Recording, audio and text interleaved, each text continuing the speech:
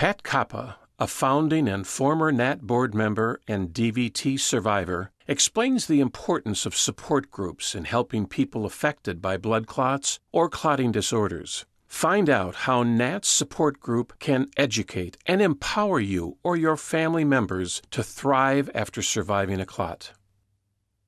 My presentation is going to be on coping with clots. And to start the presentation, I want to tell you a story. And this is a story about me. 33 years ago, my father gave me one of his kidneys, and he saved my life. For 21 years, I never knew what it felt like to feel good.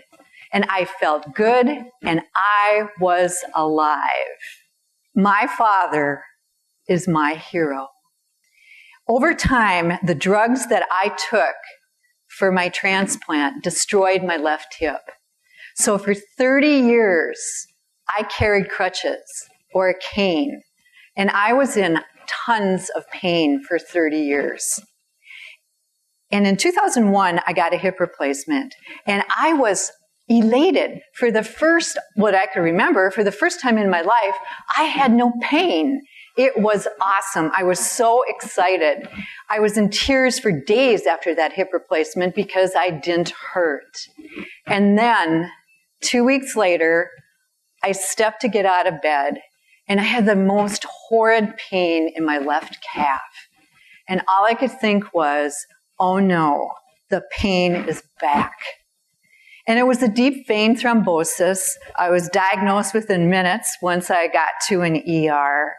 And I didn't know what a deep vein like many of you, didn't know what a deep vein thrombosis was. Question is, why did I get it? And could it have been prevented? My DVT was most likely preventable.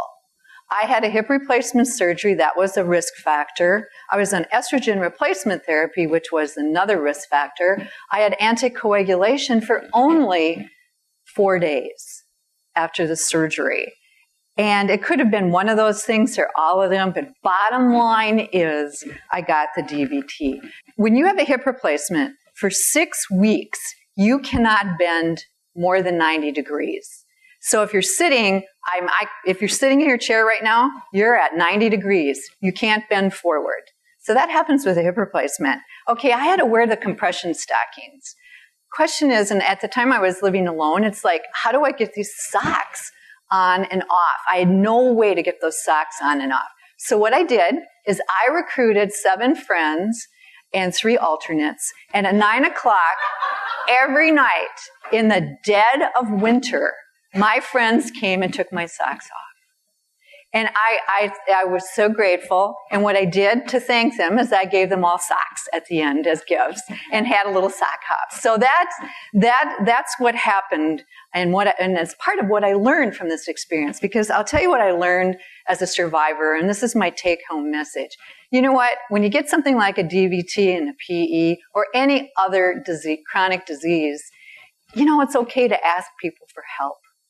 So that was one of my biggest lessons.